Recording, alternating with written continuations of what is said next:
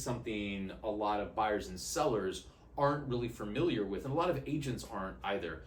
What is the difference between a standard owner's title policy and enhanced title?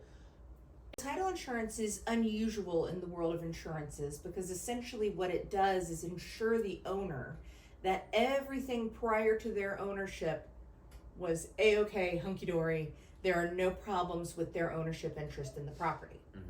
That is a standard policy of title insurance.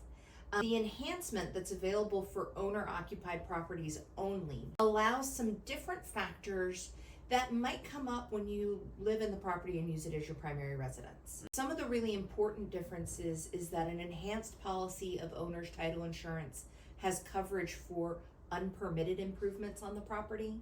So if someone was to come around and say to you, no one insured this deck / garage / carport / curb cut, title insurance might have some coverage for you. The other things that the enhancement does, the title insurance will allow you to transfer your property into a revocable trust, which is an estate planning vehicle, without additional coverage premiums or riders to that policy.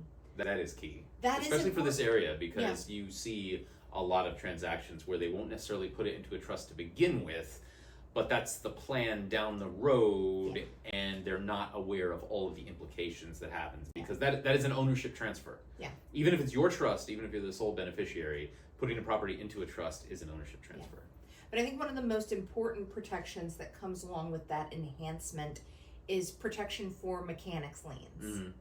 And speaking of those unpermitted jobs,